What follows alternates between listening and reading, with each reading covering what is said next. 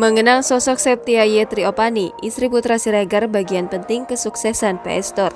Septia Yetri Opani buka suara soal kabar suaminya Putra Siregar terlibat pengeroyokan karena masalah perempuan.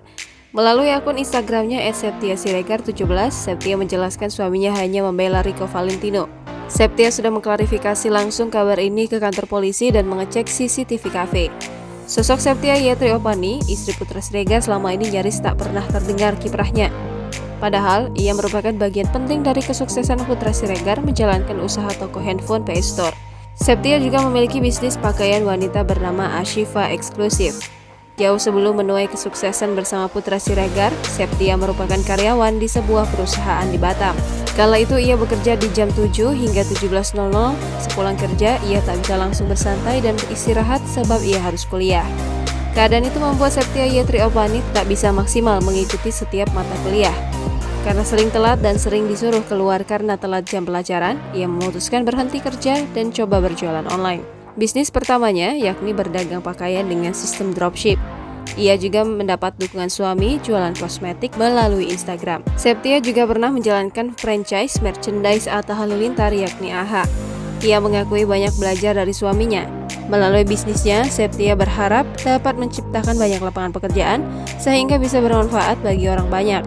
Ia juga sering membagikan sembako, mengajak anak-anak muda peduli terhadap lingkungan dan orang sekitar, serta menciptakan bibit-bibit pengusaha muda baru dengan melaksanakan kegiatan terjun langsung ke lapangan.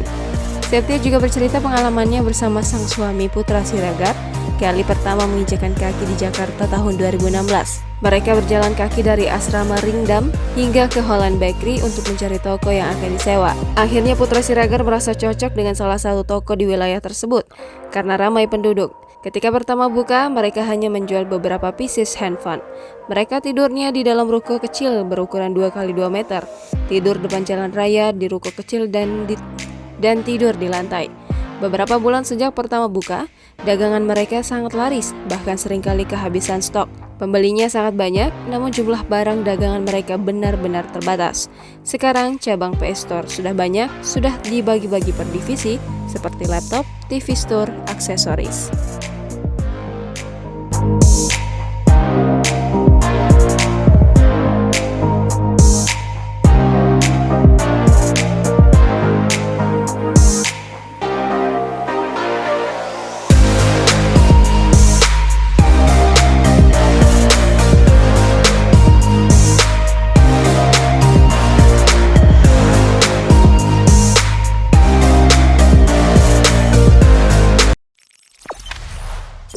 Jangan lupa subscribe, share, komen, dan like ya.